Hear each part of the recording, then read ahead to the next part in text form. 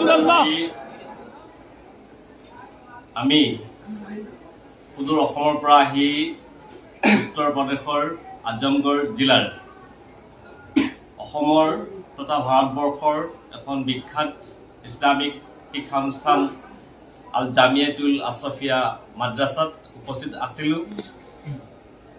এই মাদ্ৰাসাৰ প্ৰতিষ্ঠাপক হজৰত মৰহুম হাফিজে মিল্লত চাহেবৰ উৰুছে মুবাৰকত উপলক্ষে এই মাদ্ৰাসাত অধ্যয়নৰত ছাত্ৰসকলক তেওঁলোকৰ শিক্ষা শেষ হোৱাৰ পিছত যি তেওঁলোকৰ চাৰ্টিফিকেট প্ৰমাণপত্ৰ ও মাদ্ৰাসাৰ জৰিয়তে পাগুৰি প্ৰদান অনুষ্ঠান কৰা হয়, সেই অনুষ্ঠানত আমি উপস্থিত আছিলোঁ।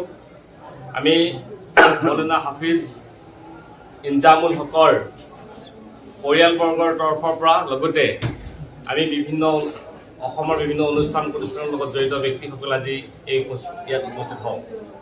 মৌলানা হাফিজ ইনজামুল হকৰ লগত এই মাদ্ৰাসাৰ সৰহসংখ্যক উলুমে কিৰাম উপস্থিত আছে আৰু এই মুহূৰ্তত আমি আল্লাহৰ ওচৰত দোৱা মাগিছোঁ আৰু আমি আশা কৰিছোঁ আগন্তুক দিনত এগৰাকী অতি সুদক্ষ সুনিপুণ সুন্দৰ আৰু মৃদুভাষী আমি হাফিজ ও মাওলানা আমি ইনশাআল্লাহ পাম আৰু পাইছোঁ।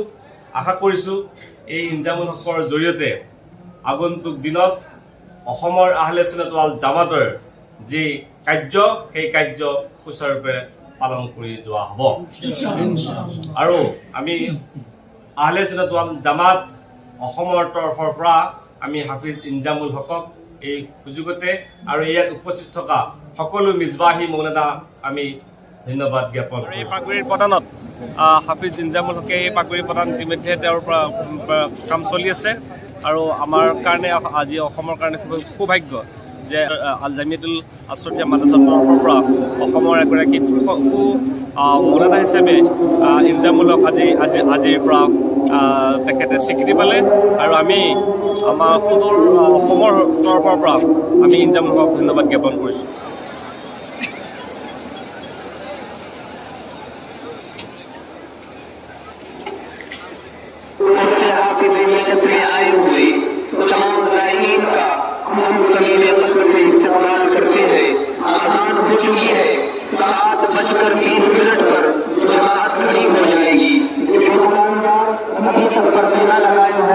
अपनी दुकानों पर पर्दे लगा लीजिए।